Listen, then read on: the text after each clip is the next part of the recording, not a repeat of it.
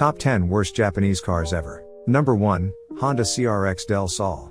Honda had a lot to prove with the CRX Del Sol in 1992. This car had to live up to the famed CRX nameplate. In fact, many who bought the CRX Del Sol did so because of the CRX tag. Sadly, the Del Sol wasn't even a shadow of the original CRX, and was nothing but terribly disappointing. The roof had leakage problems, and the cabin was a very cheap place to be inside, too noisy even for its time. Making things worse for many customers was a bad engine mount that made the car even more harsh and noisy than it usually was. Another problem that plagued owners of the Honda CRX Del Sol were warped front brake rotors. A blight on the history of Honda and the CRX nameplate, the Del Sol only left a bad taste in everybody's mouths. Number 2, Eagle Talon. When Chrysler took over AMC, they also got Eagle in the partnership between AMC and Mitsubishi under Diamond Star Motors. The Mitsubishi Eclipse shared the same platform as the Talon, but the Talon simply couldn't hold a candle to the Eclipse, or any half-decent car for that matter. Owners of the Eagle Talon found out firsthand what Murphy's Law was, as everything that could go wrong with a car, did go wrong with the Talon. The Eagle Talon had faulty gaskets, ball joints, problematic differentials, bad radiators, terrible alternators, and a lot more. The timing belt on the automatic variants was terrible too, and the Talon was doomed to fail from the start. Number 3, Mazda Capella. The Mazda Capella, also called the 626, went through 6 generations. While the Capella had things to like about it, like its handling and NVH levels, the car suffered because it came with Mazda's horrible automatic transaxle. This led to owners being unpleasantly surprised by random downshifts and upshifts. A completely clunky car, the Mazda Capella refused to respond at times, and that earns it a spot as one of the worst JDM cars because it then becomes impossible to consider anything else that might be good about the car. Malfunctioning alternators, CV joints, distributors, and cooling problems only made the car worse. Number 4, Toyota Paseo. Toyota marketed the Paseo as a sport-styled car, and it even had a convertible option in its second and last generation. Sadly, the styling was all there was to Paseo, as it couldn't even manage to be a decent car. By no means was the Paseo a fast car, but it wasn't even quick. In fact, you might just want to cycle to your destination if you were in a hurry rather than getting into a Toyota Paseo. Based on an economy Japanese car, the Paseo simply shouldn't have ever come off the assembly line with the 84 elderly horses it came with. The radiators were leaky, too, and the underpowered engine made things worse with its excessive oil consumption. Number 5, Suzuki Samurai. The Suzuki Samurai's initial reception was quite decent, thanks to its affordability and off-roading ability. However, things turned sour very soon when the owners of the vehicle found out the hard way that the Samurai toppled with just a strong enough wind or any slightly hard turn.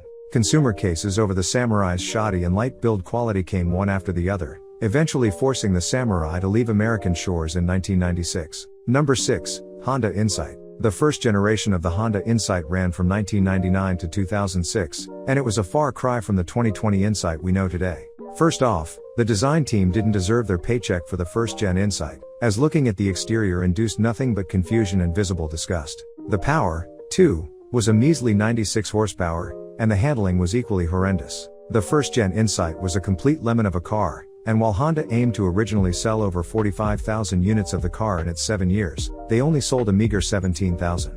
Number 7, Datsun F10. An awfully designed car from hood to tail, the Datsun F10 was not at all easy on the eyes. The design team most certainly was not paying attention to appropriate ratios, as the framework is stretched out too long vertically, and the car looks nothing but fat.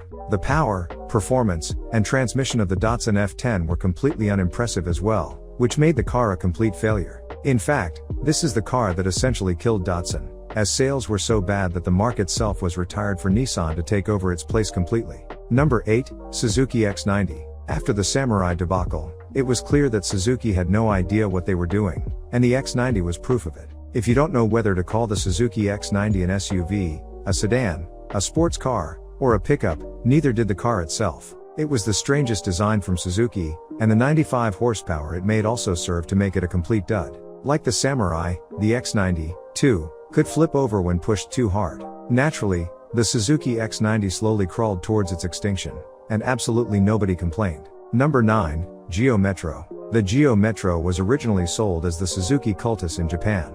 For the imported US version, GM dubbed it the Geo Metro. Why GM ever thought this car could possibly work in America is beyond us, as it made nothing more than 50 horsepower. The interior wasn't something to write home about either, as the cabin grunted and groaned even with such a low-powered engine underneath it. There was even a ragtop version of the car, which was as unsafe as it was uncool. All in all, the Geo Metro is a Japanese car that simply shouldn't have been greenlit. Number 10, Nissan 350Z. Before you whip out the pitchforks, hear us out. The Nissan 350Z has tons of ardent fans all over the world, but it is also the deadliest car in the United States, as per the FS. The 350Z was capable of reaching the 155 miles per hour mark with its limiter on and unbound. It could go all the way up to 170 miles per hour. However, it was just as unsafe as it was fast, owing to airbag software issues. As a result, the Nissan 350Z caused 148 casualties in just 3 years between 2005 and 2008, and that's simply not a car you could find yourself recommending to someone in good faith.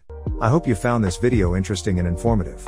If you like to watch and learn about cars, don't forget to like, subscribe and press the bell icon so that you can get the notification whenever I upload my next video. If you want me to make a video of any specific car, do let me know in the comments section below. We'll see you in the next one. Peace.